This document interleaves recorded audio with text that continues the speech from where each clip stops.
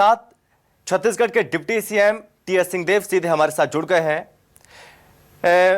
उप मुख्यमंत्री जी, बहुत स्वागत है आपका न्यूज़ 24 मध्य प्रदेश छत्तीसगढ़ में। जी, आपको और सभी दर्शकों को प्रणाम। जी सर, सबसे पहले मैं आपसे ये समझना चाहूंगा, आज प्रधानमंत्री नरेंद्र मोदी का दौरा था, छत्तीसगढ़ दौरा। इस दौरे के दौरान जो तमाम सौगातें मिली हैं, वो सौगातें प्रदेश के लिए किस तरह से फायदेमंद साबित होंगी? ये रूटीन डेवलपमेंट के काम है। राष्ट्रीय बजट है, राष्ट्रीय बजट का भी उपयोग होता है। विशाखापट्टनम की नई सड़क बनना चालू है और उससे विशाखापट्टनम की दूरी कम होगी, लगभग 130 किलोमीटर कम होगी। तो आवागमन का वहां से जो जुड़ाव है, आदान प्रदान है, वो सुलभ होगा। और अन्य बातें हैं डेवलपमेंट की जो सतत चलती रहती हैं।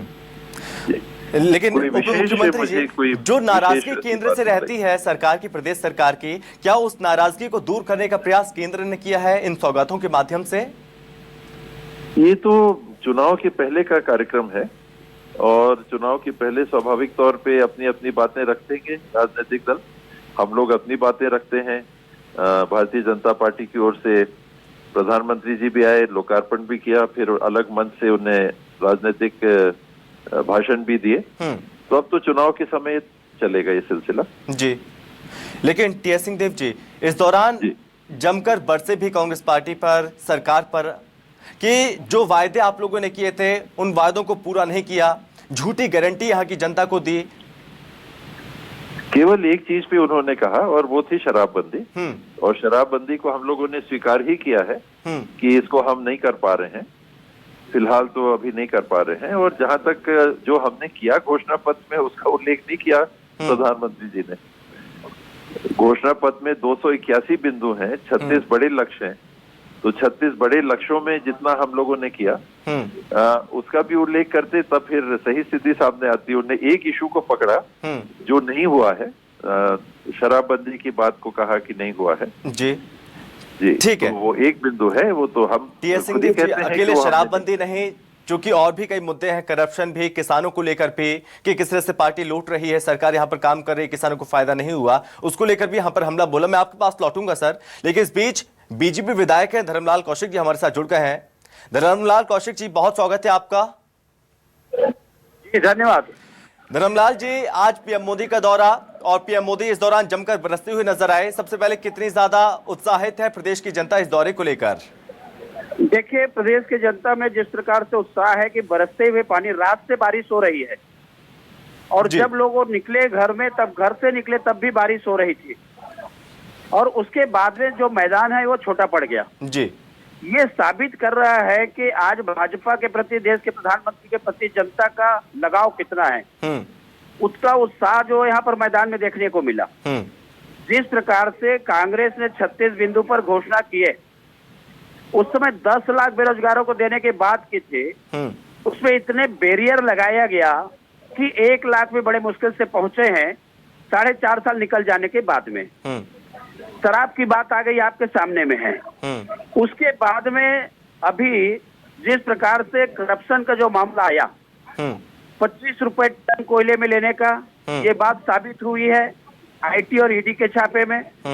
शराबबंदी का जो घोटाला हुआ है 2000 करोड़, एक्चुअल में 2000 करोड़ से ज्यादा का है, ये तो सारी जनता बोल रही है।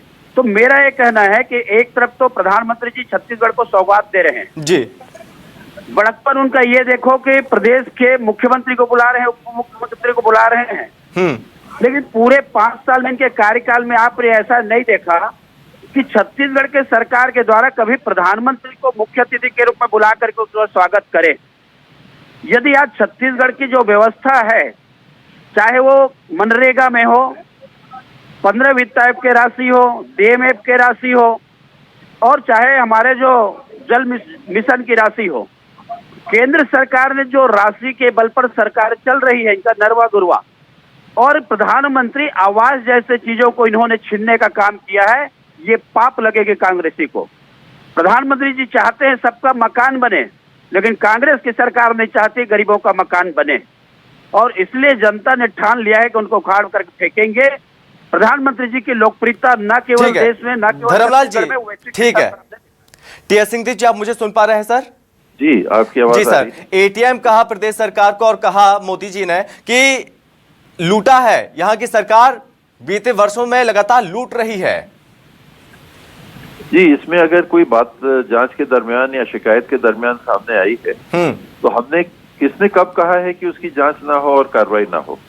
लेकिन जब भारतीय जनता पार्टी की सरकार थी और उसमें पीडीएस का स्कैम हुआ था, 36,000 करोड़ रुपए की पीडीएस की स्कैम की बात आई थी और 3 करोड़ से ज्यादा नगद रुपए नागरिक आपूर्ति निगम के कार्यालयों से प्राप्त हुए थे, नगद प्राप्त हुए थे, जहां पूरा ऑनलाइन काम की व्यवस्था थी, तो उसकी बात क्यों नहीं होती, उसकी जांच की बात क्यों नहीं होती? जी, अभी बात आई है, अगर कोई शिकायत आई है आप जांच करें, लेकिन कार्रवाई करें। उप मुख्यमंत्री जी कार्रवाई होती है तो फिर बीजेपी कहती है कार्रवाई कर रहे हैं, लेकिन उस कार्रवाई पर भी आप लोग सवाल खड़े करते हैं।